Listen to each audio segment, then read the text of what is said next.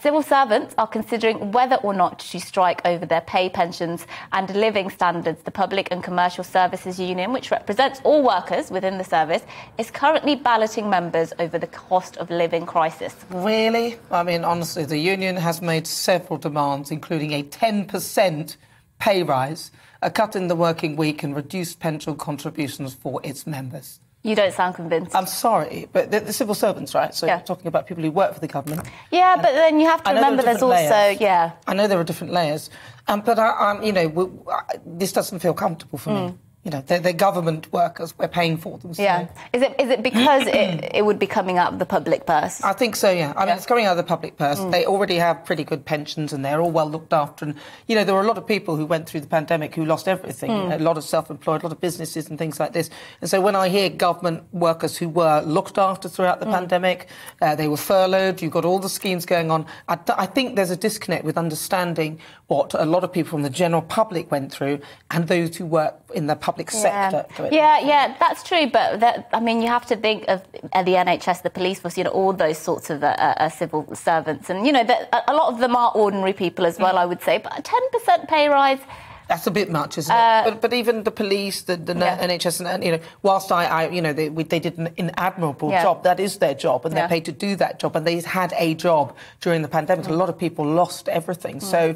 It's a difficult one, but I don't think... Well, let us know what you think about that proposed 10% pay rise that the civil service is asking for, and, of course, that strike that they're balloting their members on. I didn't even realise. Some of them can't strike. What sort of jobs do civil servants do that's going to impact on me?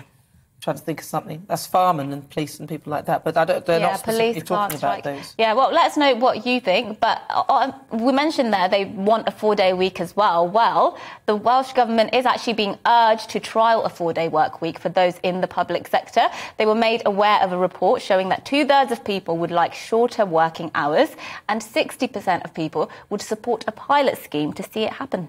I'm surprised it's not 100%. Everyone wants shorter working hours, surely. I know, surely. Now, Wales's Future Generations Commissioner, Sophie Howe, whose role is to protect the interests of future generations, called for the Welsh Government to launch the trial, saying that the public sector should lead the way and inspire other businesses to follow suit. Okay. I thought this was interesting. I mean, first of all, the Future Generations Commissioner, that is obviously just a made-up role to just add another... somebody else on the payroll. But aside from that, apparently the report calculates that if the public sector in Wales moves to a 4-day week for full-time workers, bearing in mind they wouldn't be paid any less, an extra 27,000 employees would be needed, which would cost £1 billion. So I'm not sure that's quite worth it, but apparently if productivity gains were to increase above 10%, the cost of it would sort of make up for the cost of the policy. But I want a 4... I mean, well, I do a 4-day week, I suppose, in some way, but I'm not sure that's necessarily right for every sector. No, and also this Future Generations Minister, there was a report a little while ago, and it talked about Generation Z and their sort of what they felt about work, and they said basically that they didn't want to get out of bed for less than 50 grand. They wanted food to be included in their working day. They wanted all these different things that are actually not really realistic. I think, yes, a shorter working week, if you're more productive, is a wonderful thing. But then you've got to look at the other cost of it as well, which is, as you mentioned, it would cost the Treasurer and us as the public, civil servants, we're paying for it, more money. And I just think that, yes, there's a way of flexibility, but I'm not sure that this has been thought through properly. This is just a little bit of pie in the sky. I'd like 4 days to work in the week. I'd like to work 30 hours a day. I'd like to do this. Yes, we all would. Yes, well, those are Nana's views there.